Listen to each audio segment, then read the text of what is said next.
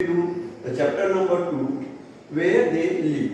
Hunters prefers to live in a such place where the waters and the stones are easily available. तो आज से हजारों साल पहले जो ह्यूमन बींग्स इस धरती पे आया था वह पानी के सोर्स और जहाँ पे उसको भारी मात्रा में स्टोन्स मिले वहाँ रहना पसंद करता था। कारण था क्योंकि वो स्टोन से हथियार बनाता था, छोटे छोटे टूल्स बनाता था जो उसको हंटिंग में मदद करते थे। डिस्कवरी ऑफ फायर, आग की खोज। Archaeologists have found the fire ashes in a Kurnool cave near Andhra Pradesh. आज से हजारों साल पहले जो हमारे आदि मानव थे वो आग का उपयोग करना जानते थे। हम कैसे जाने? क्योंकि हमारे जो पुरातत्व विशेषज्ञ थे जिसे मैं पहले समझा चुका हूँ, इंग्लिश में हम उसे आर्कियोलॉजिस्ट कहते हैं, उन्होंने कुरनूल केव जो आंध्र प्रदेश में है वहां से राख के कुछ टुकड़े या उसके अवशेष प्राप्त किए। They use the fire to scare the wild animals and protect from the cold weather. हुए इस आग का उपयोग जंगली जानवरों को डराने के लिए, साथ ही उस समय का जो वातावरण ठंडा था उससे अपनी रक्षा करने के लिए प्रयोग करते थे। They discovered it by accident.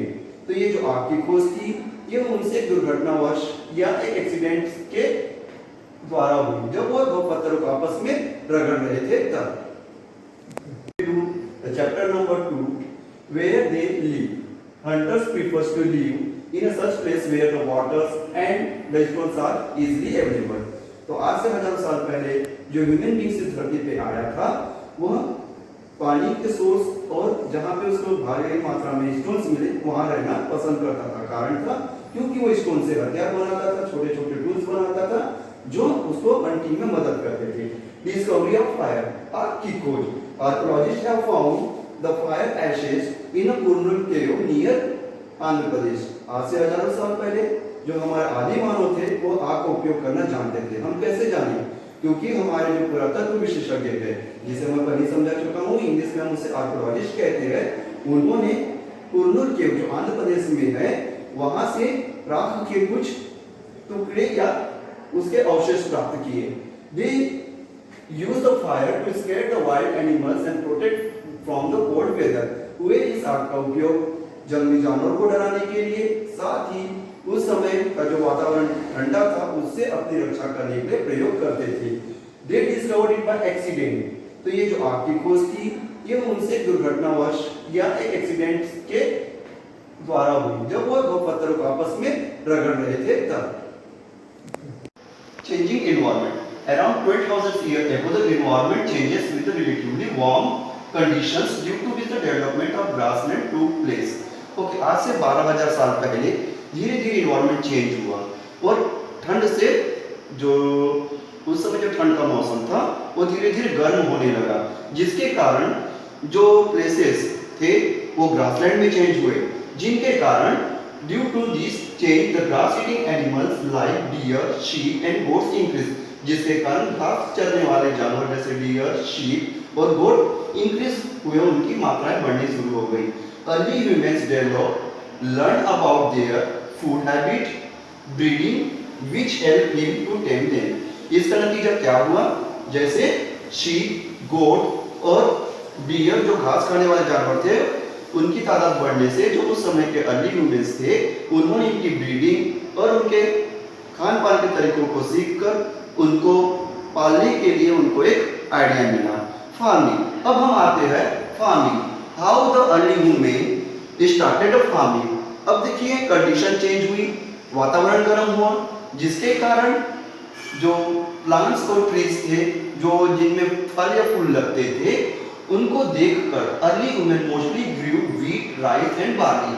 तो उस समय अर्ली ह्यूमन जो हुआ करते थे उन्होंने गेहूं की खेती, चावल और बार्ली की खेती करना सीखा। जैसे मैंने आपको पहले ही बता दिया था कि मौसम चेंज होने के कारण जो घास खाने वाले जानवर थे जैसे गोट, शीप और डियर, उनकी आबादी बढ़ी। उनके रहने का तरीका, उनके खानों का तरीका देखकर जो अर्ली ह्यूमंस थे उन्होंने इन सब जानवरों को डोमेस्टिकेट किया। Agriculture and domestication of animals change their life, now they stay at one place. अब इसका नतीजा क्या हुआ? फार्मिंग के कारण और जानवरों को पालने के कारण वह एक जगह पर रहना सीख गया और वहीं पर वो अपना जीवन बिताना शुरू किया। अब हम बात करेंगे कि डोमेस्टिकेशन ऑफ एनिमल उसने कैसे किया। तो जब वो एक जगह में रहना सीखा तो जो बचा हुआ खाना रहता था वह वही पास में डाल देता था, जिसके कारण जो घास खाने वाले जानवर या जो ऐसे खाने खाने वाले जानवर थे वो उसके उनके घरों के आसपास आकर इस प्रकार के खानों को खाते थे, जो बचा हुआ वो रख जाते थे उनके लिए। तो इससे ये हुआ कि वो एक दूसरे से फैमिलियर हुए और इस कारण से जो उस समय का अर्ली ह्यूमन था उन्होंने एनिमल को पालना सीखा। उस study about first farmers, this archaeologists have found evidence of the early farmer. They study the evidence of plants and animals bones. Such evidence found all over the subcontinent. Most important sites are in northeast, northwest, in Kashmir and in east and south India. हमारे जो पुरातत्व विशेषज्ञ थे उन्होंने हमारे जो early humans रहते थे उनके एविडेंस, उस समय जो उन्होंने खाने के अवशेष और जानवरों की जो हड्डियाँ छोड़ रखी थी, जो उन्होंने जहाँ वो रहते थे वहाँ से उन्होंने प्राप्त किया। और उनमें से कुछ एरिया है अपने कश्मीर और north west in Kashmir and the east and south of the India. So in this way we come to know that they are know the farming. Now we read about the settled life. How the archaeologists are come to know about the settled life. Actually, the archaeologists trace the evidence of the settled life in the area of Mehrgarh and Guzhou.